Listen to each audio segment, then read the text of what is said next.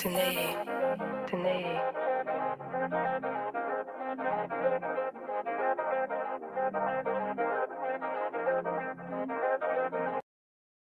Here's $100,000. Wait, I can give you this 100 grand, or I can teach you how to make this every single month. You see, this is exactly what I made in my business from one income stream just in the past 30 days. And what I do can be done from anywhere in the world, and the people that I work with are anywhere in the world. And all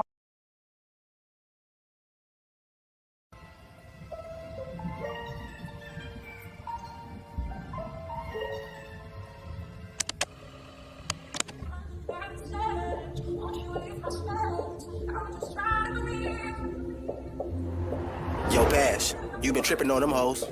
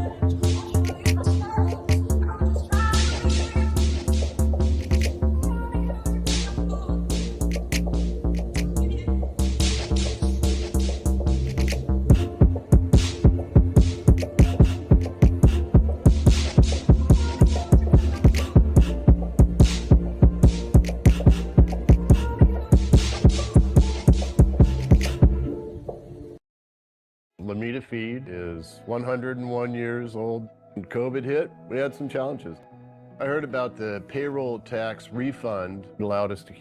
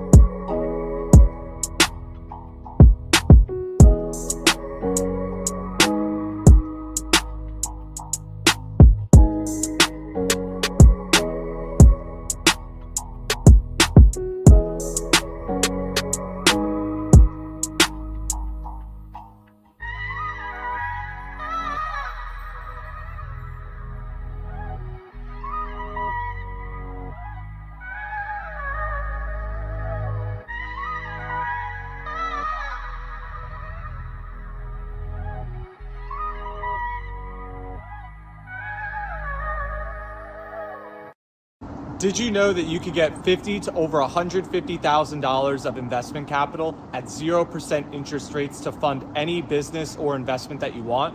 That's right. You could quickly and easily access $50,000 to over $150,000 of free money in less than 30 days to invest in guaranteed businesses and investments, all without having to risk your own cash or credit. And this is even despite all the craziness that's going on in the economy right now. It's true.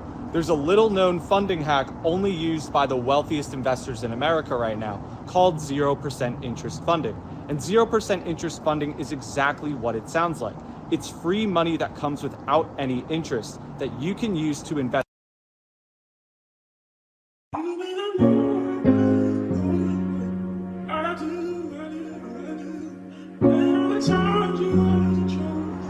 Yo, Bash, you been tripping on them hoes.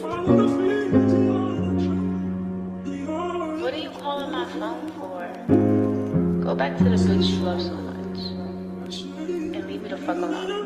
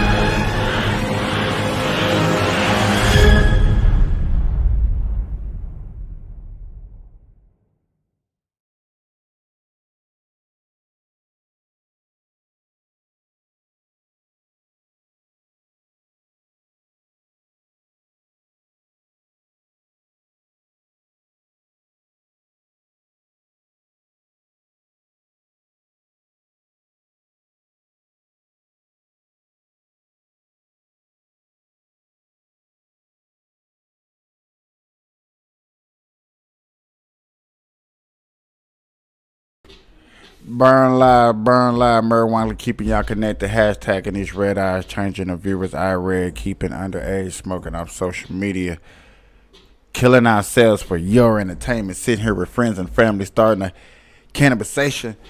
Ladies and gentlemen, boys and girls, I was just having the most weirdest, dumbest, incredible, fucked up a start. You know what I'm saying? But you know I don't have a start without a messed up start. You know what I'm saying? Fumbling something. Back when I first started, it used to be right before I knew I was gonna have a good show. I used to always have to go to the bathroom.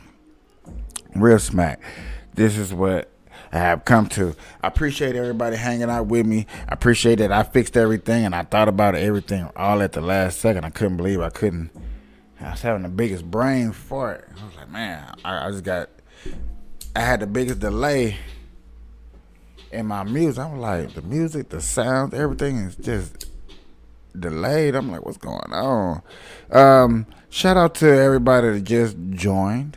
Shout out to my new subscribers that just came this morning.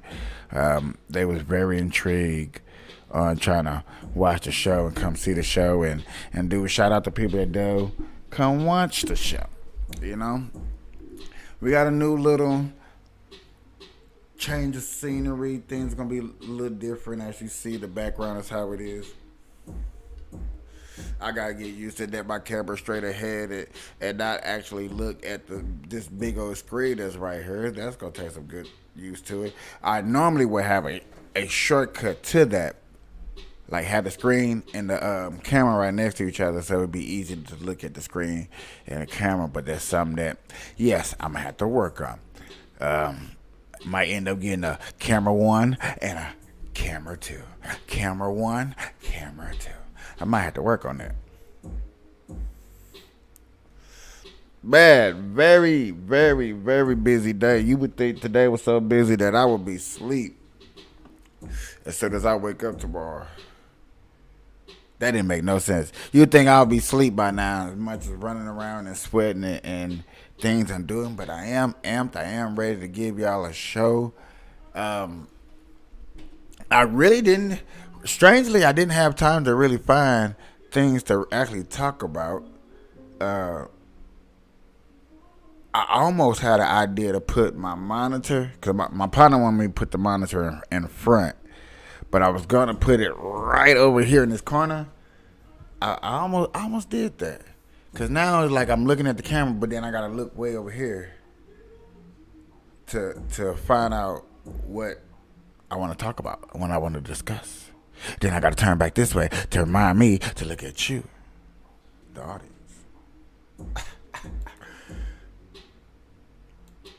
Yo, like I said, y'all, Marijuana Lee keeping y'all connected. Marijuana giving y'all the news and what's going on in everyday life, man. I hope that y'all doing good. I hope that y'all having a good evening, good morning, good afternoon, whenever you're watching this. I highly appreciate it.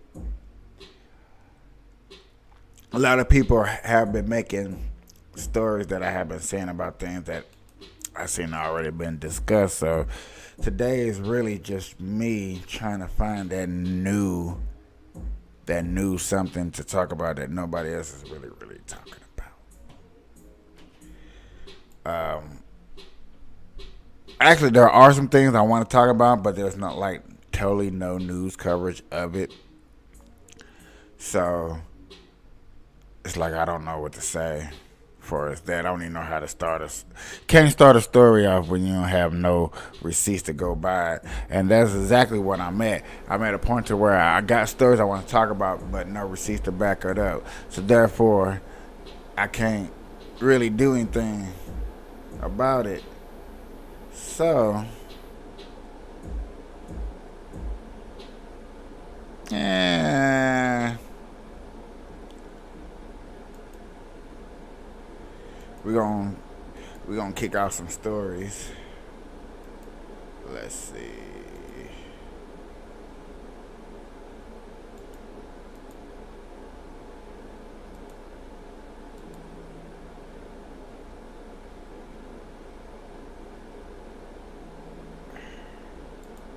Let's go to the Martin Show.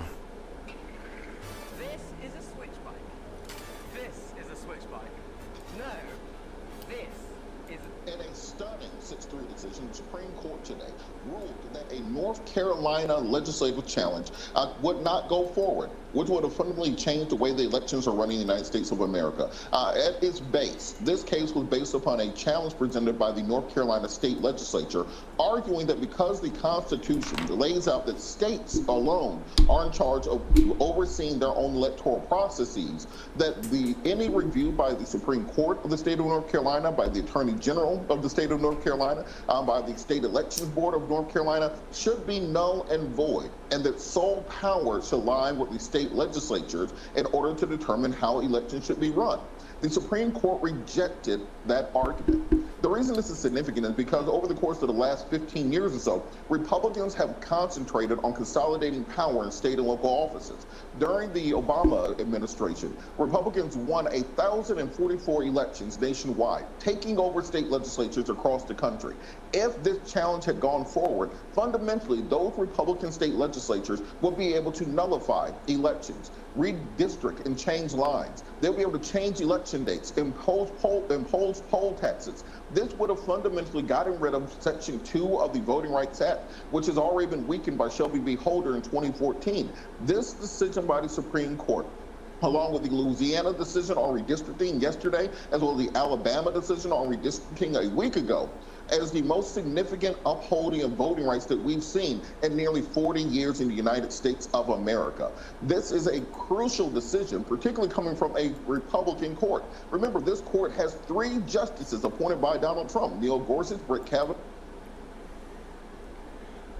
This argument about this voting right things, at first I didn't understand it until I think I showed a video yesterday about Georgia and how certain lines divide the black community, so their voice is not being heard if they vote a certain way and stuff like that.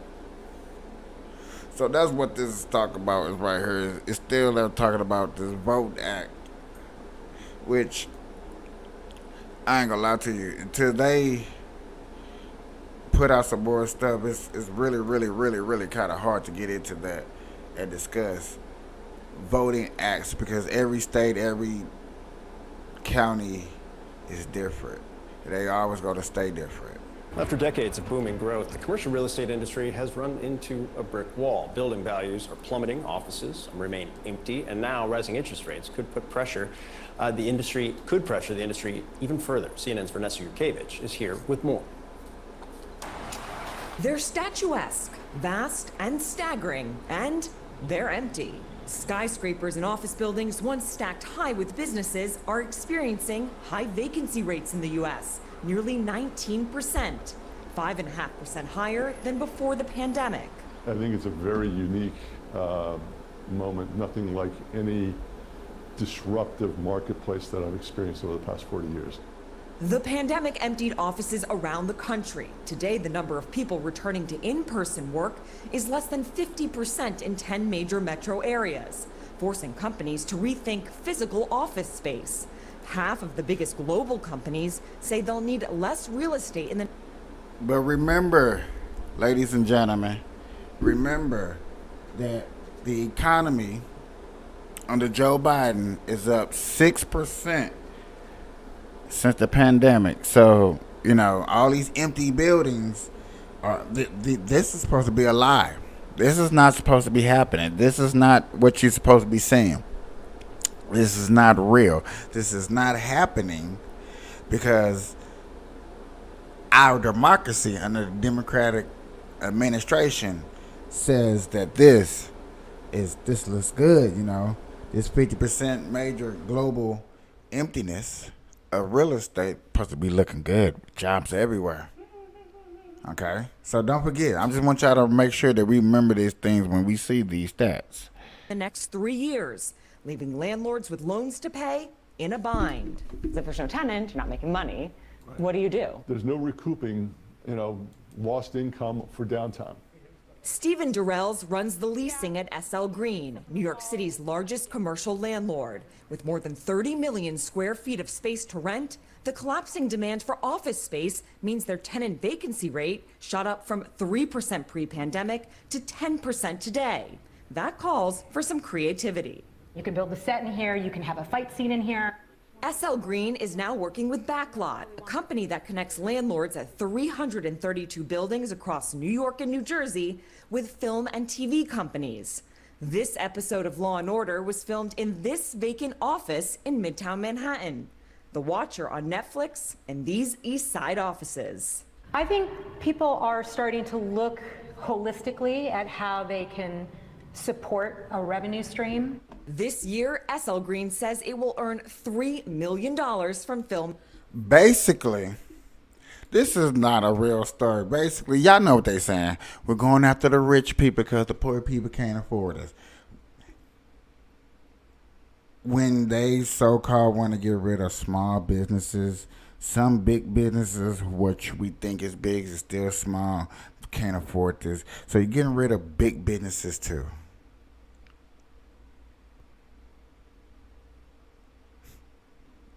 So that's basically what we're seeing in this report. I'm not even finna, oops, did I press the wrong button? We're not even finna get deep off into this story because it's like, of course,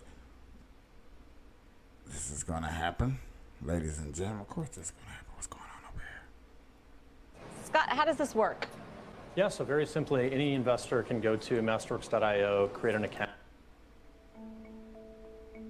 San Francisco has an empty office problem, and it starts right here. And how did you find two stories? What was that? CNN? This is CNBC with the same problem, with the same story. Stop playing. Let me get up out of here. After decades of booming growth, the commercial real estate industry. Nope, don't want to hear you either. Why do we want to hear about empty buildings? That ain't, no. You want to fix the economy and get it back going, get some real jobs. For real, for real. You know, we're not going to keep looking. What in the hell is this? 3. Yo. Yeah. What's going on, y'all? What's going on, We are guys? back with one. So glad you're with us. Hope you're doing well, taking care of yourself, and staying healthy because summertime is here.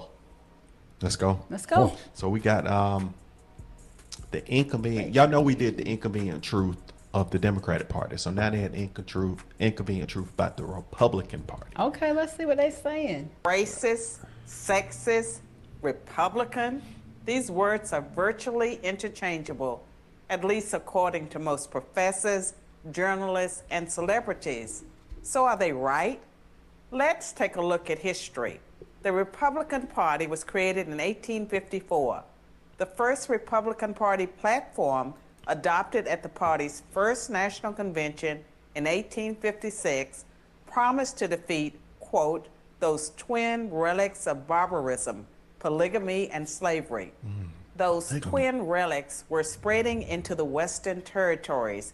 Republicans feared that as those territories became states, polygamy and slavery might become permanent parts of American life. Really? Polygamy, the marriage of one man to multiple women, devalued women and made them a kind of property. Slavery, of course, did the same to blacks, literally. The Democrats were so opposed to the Republicans and their anti-slavery stance that in 1860, just 6 weeks after the election of the first Republican president, Abraham Lincoln, South Carolina, a state dominated by Democrats, voted to secede from the Union.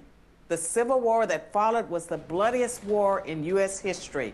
It led to the passage by Republicans of the 13th Amendment, which freed the slaves, the 14th Amendment, which gave them citizenship, and the 15th Amendment, which gave them the vote. 3 amendments. In 1870, the first...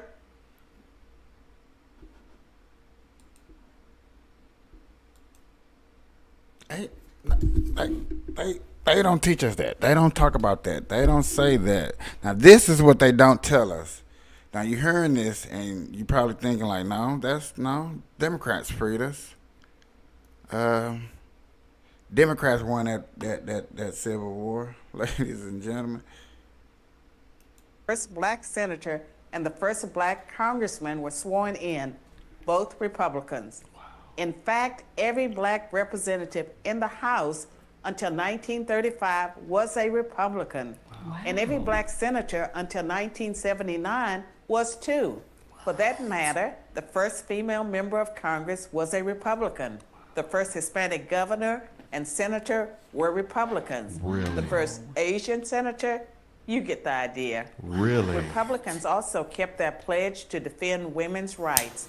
In 1862, the Morrill Anti-Bigamy Act was passed by the Republican-controlled Congress to put an end to polygamy. In 1920, after 52 years of Democratic Party opposition, the 19th Amendment was ratified thanks to the Republican Congress, which pressured Democratic President Woodrow Wilson to drop his opposition to women's rights. In the final tally, only 59% of House Democrats and 41% of Senate Democrats supported women's suffrage. That's compared to 91% of House Republicans and 82%. They don't teach you this. You're not going to see this. These are lies, ladies and gentlemen. These are lies. Republicans don't do this. This is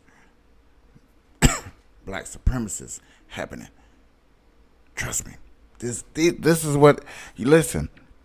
If you believe this rhetoric, if you believe that the Republicans freed black slaves, you have a problem. You have an issue. You need your head looked at. You straightophobic. you USA-ophobic. Okay? That's a word. Look it up. If you believe this rhetoric that you see, you're USA-ophobic. And that can turn into a hate speech. There certainly was a war on women, and it was led by the Democratic Party. Wow. And look how the table have turned. The Democrat Party said, you know, women's rights. But you on the wrong party for that, don't change it, cuz. You in the wrong group for that, ain't you? Wow. Here's how Jeff went from dreading his job as an oil worker in freezing Canadian winters to planning his permanent escape to a sunny Spanish beach. And he need did to work it by on simply getting these reverse engineering. commercials up out of here. But while Republicans had won a major battle for women's rights, the fight for black civil rights had a long way to go. In the 1920s, Republican President Calvin Coolidge declared that the rights of blacks are just as sacred as those of any other citizen. By contrast, when famed sprinter Jesse Owens, a staunch Republican, won 4 gold medals at the 1936 Berlin Olympics, he was snubbed by Democratic President Franklin Roosevelt.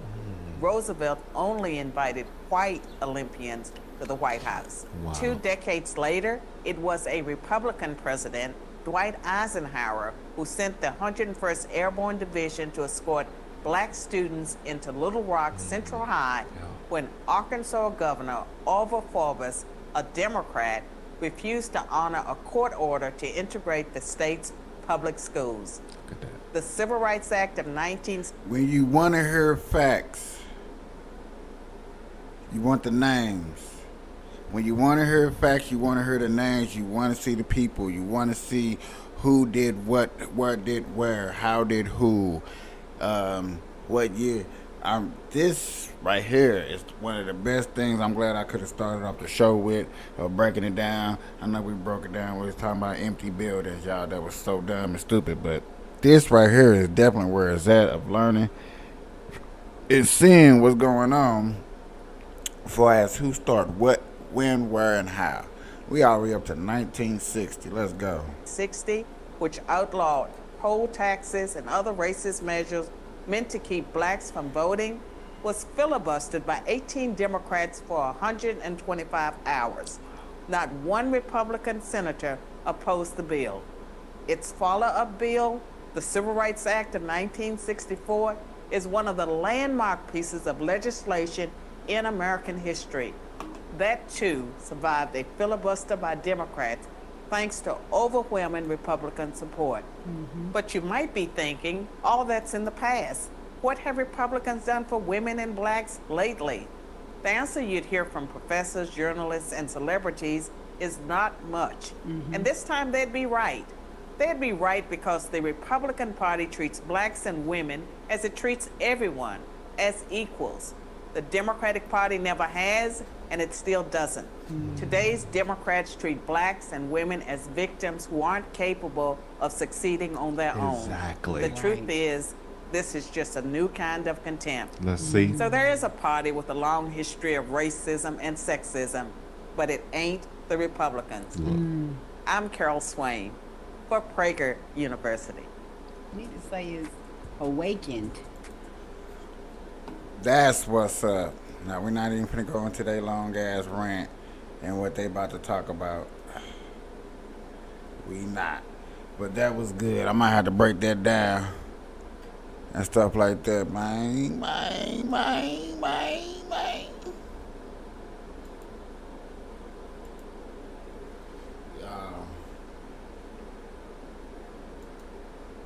Had to do it like this so I don't be looking over here at this dang on screen.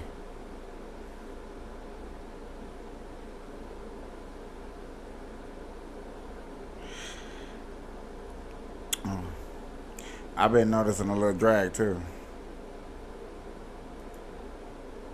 But then I guess you just see me looking dead at the screen, huh? It's like I'm looking dead at the screen. I see exactly what you see. Looking dead at it.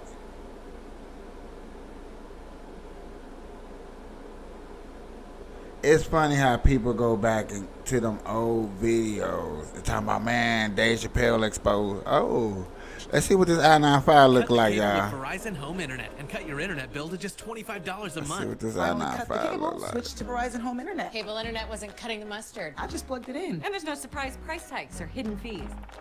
Hey, cut it out! Switch to Verizon. It is Thursday night. We begin with breaking news on a week of headlines about deadlines. Word tonight that another will be beaten. First, I-95 was supposed to open next week. Then we found out it would open this weekend. Tonight, just moments ago, we found out it will in fact open tomorrow. Action News reporter Maggie Kent live in Tacony tonight with more on that startling news just announced seconds ago. Maggie.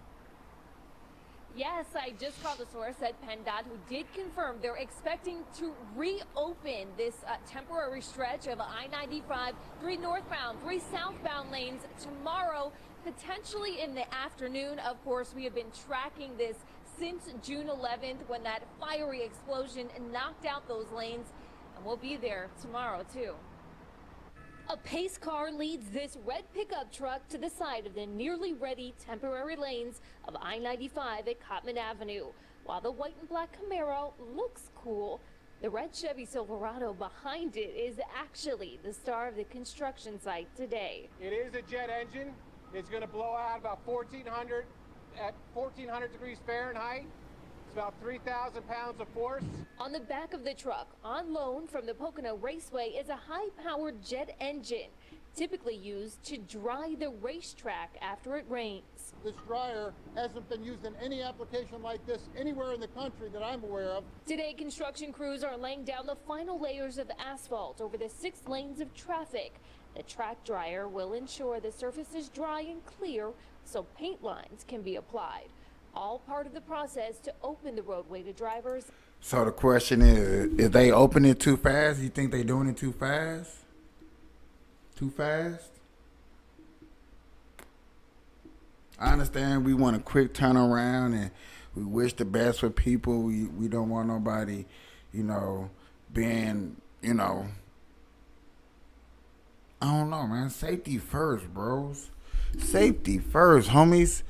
I don't know, man. I'm not feeling that. I hope it works. I'm trying to understand that today's technology, anything is possible. You can get done faster and quicker. True indeed. Like, that's not bullshit.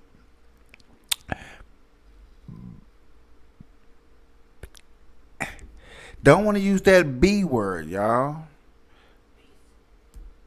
So, I don't know. We gonna, y'all know me. This is Burn Live. We keep you with the news, keep you with the updates. We always gonna check and see what's going on. And yeah, Highway 95 was down. It's been down for what, about a month, 2 months? I don't know, 2 weeks. It seemed like it wasn't down that long. Like, I heard about it, you know, Boohoo, Submarine, and I was up and running. Man, I wish I could find that article about what dude said. Oh man, you won't believe what the government's doing to us. I was like, oh shit.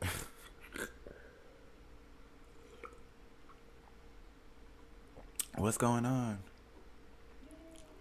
I don't know. No, something about some court. I can't pronounce it right. What in the old Olympic jerseyness is this? Y'all talking about some classics. Y'all want to see some classics real quick? Hope I don't get in trouble. Wow, it burns. Stop eating it. No, it burns good. I got an idea. Part football, part wrestling. Breakthrough and Conquer is next for contenders and gladiators alike. Anybody ever watched this? I know y'all didn't. This is before y'all time. This was before your time. And Electra will man the breakthrough portion of this event. Adults. First up for the contenders, Yvonne Montalvo. She is yet to... Hey, no bull crap. When you looked at these people on her, you looked at like mine. You kind of looked at your girlfriend and you was like, you know what? You're not strong as her. You can't do it like her. Cause watch this. We're not gonna stay on her long. I'm just getting a little bit off of it. But watch this. This is probably ain't finna be. She's got that good high kick action. Let's see if she can display a little of that here. At least maybe not too much in Electra's face, but here in Breakthrough and Conquer. Oh my God. This looks like this is just gonna be terrible. In either one of the two portions of this event. Vaughn looking to make a move. Electra's got her cornered, and out of bounds she goes. So no points there. She didn't do that spin, right? She tripping. Look at that camera view. They need that in the NFL. They need that in the NFL. Get that close up right there, put it on that dot so you can see that hard cracking hit. Now it's on to the Conquer ring. She's got 15 seconds to knock any portion of Siren's body outside that Conquer ring. Siren mighty powerful. Yvonne had the lower leg there for a moment. She shouldn't have let go. 5 seconds to go. And time is it. That is, look how strong she is. Inspired. Siren just too big and powerful to get out of that ring. So a shout out for our two gladiators.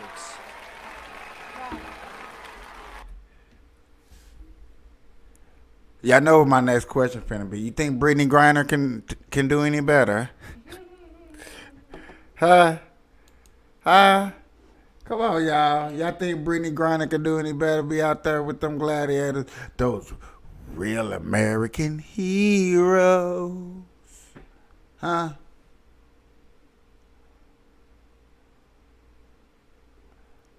See, now, I will go to sports real quick, but I promise you this breaking news is not real breaking news how we be thinking it is. And that be pissing me off. They be making me mad.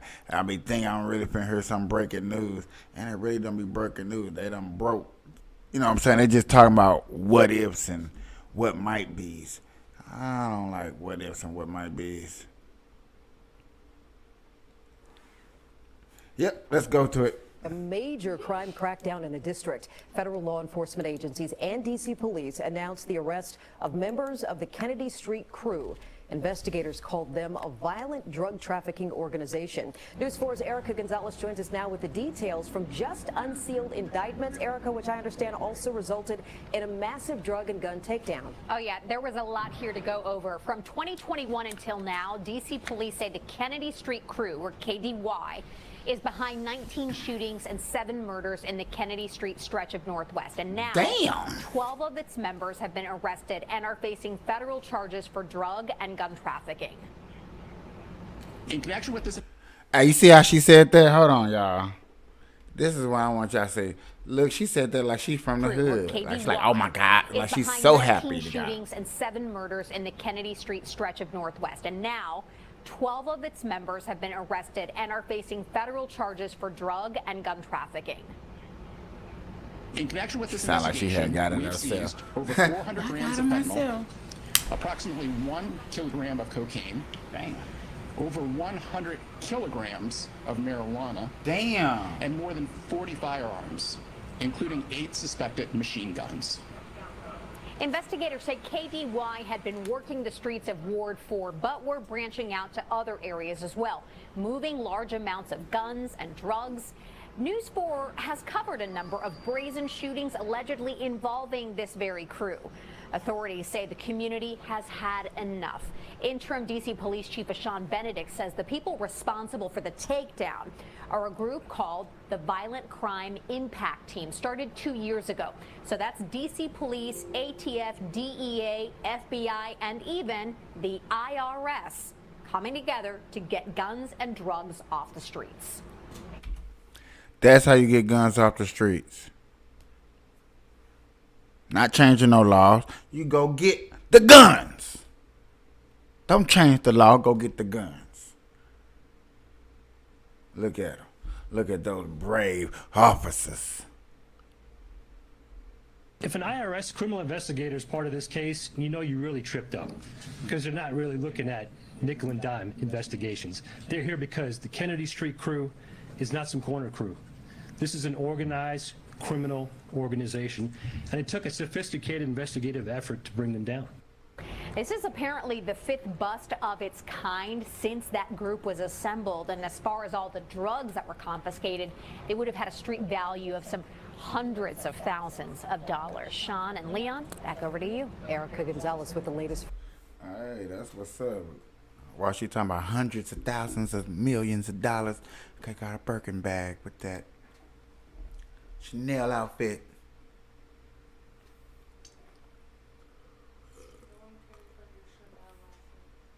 Hey man, you know you bad when you got a gang affiliated and you know, man, you supposed to move in silence, not violence. That's what's wrong with y'all Recordings now. just got better. Y'all moving around. Hey, it's Dana from StreamYard. I'm so excited to announce that local recordings are Pro Group Management, workers' comp that works for you. This is 7 at 7 from the Las Vegas Review-Journal. Good evening, I'm Jen Ah. Thanks for joining us on 7 at 7. Starting off with business, sponsored by Bank of Nevada, Bank on Accountability. You can call it the MSG Sphere's little cousin called Sphere Studios in Southern California. You're looking at the testing ground for feature films shot with the newly developed Big Sky camera system, which will provide big screen images for the MSG. Bill. Hold on, y'all. Let me get to the gangster stuff. Be coming soon, but our city isn't reserved for only F1 drivers. Review Journal's Renee Summerhour reports on the alarming number of drivers on our public roadways cited for speeding at more than 100 miles per hour. Okay, this is not nothing normal. The more and more you add Californian people over here, a lot of people go over 100 miles per hour, speeding everywhere around here. Stop playing with me. Last year, state troopers reported that Nevada Highway Patrol issued tickets to 4,051 motorists. That's 11 per day in its jurisdiction for speeding at 100 miles per hour or more. Troopers typically use radar-related technology to find out who's speeding, but they can also tell simply by seeing a fast car. Cops throughout Nevada issued an average of 175,000 citations for all levels of speeding per year from 2015 to 2019. Man, this a major crime not getting crackdown in the everybody. district. Federal law enforcement. They not getting everybody. They not getting everybody. They not. Stop playing with me. We wish they was getting everybody. You wish they was getting everybody. Stop playing. I know too many people that drive and be like, man, where you just go? Cali, man, what you drive, man? I was doing like 120. Okay. For real. Stop playing with me. They really think they up here getting them, huh? Troy Aikman takes a shot at Bud Light. Oh my God. Like, I kind of want to hear this, I guess. Authenticity. Our company is proudly based right here in Texas, and this weekend we celebrate the birth of our great nation. I am so proud to be an American and look forward to celebrating with good food, great friends, and of course ice cold beer. At 8, we believe in truth and authenticity. Our company is proudly based right here in Texas, and all of our beer is brewed right here in the good old USA. So I've got to call it like it is. There are a lot of beer brands out there that are trying to cash in on this holiday by slapping an American flag on their package, regardless of whether or not they are truly American. So this July 4th, drink American, whether it's 8 beer or any other American-owned beer brand. And on behalf of all of us out here, we appreciate your support. Cheers. All right, guys. Hey, so what you just saw there is former Cowboys star, legend, Troy Aikman promoting his Real American Beer 8, okay? And he is taking some not so subtle shots at Bud Light, okay? That's exactly who he's talking about, which Bud Light is made by Budweiser. Budweiser is not an American company anymore. They are a Belgium-based company, and they've done everything that they can over the past, 4 months or so to save their brand after the fallout from the Dylan Mulvaney advertising campaign. Okay, they've tried to gain back customers by pretending to be an American company, okay, by slapping an American flag on the beer. Okay, they got camo cans. They've partnered with Harley Davidson. They've done all types of crazy stuff except apologize for their marketing campaign that really offended a lot of their core customer base. So with that being said, what do I think about Troy Aikman's beer? Well, I think that any beer, right, that's an American beer is a beer worth supporting, okay, especially if they are not woke, okay? I wholeheartedly believe in supporting American-made products, and I think that it is time to move past fake American beers, again, like Budweiser and Bud Light, and I think this Dylan Mulvaney campaign is a good reason to do so. Move past them. I wish I drink beer so I could join this cause. Yeah, I really don't drink beer no more. I started drinking beer. I think I started drinking beer when I left St. Louis. No bullcrap. Just never been my cup of tea. Yeah, I want to do a full show, but I just reminded myself that I have not took my dog out to use the bathroom because there's been other dogs out and stuff like that. No bull crap. And I love my dogs. Y'all love y'all pets. So, no offense. I am finna cut this short. So I take my dog out before I forget, because I ain't gonna lie. And once I be done with this, after these shows, baby, I don't be want to do nothing. I be want to lay down. You know what I'm saying? Or I might do some reports. I don't know what I'm going to do. I might come back on, but I'm going to really just cut this short just so I can go. Take care of my dog. My dog. Ladies and gentlemen, I love y'all. Have a good night.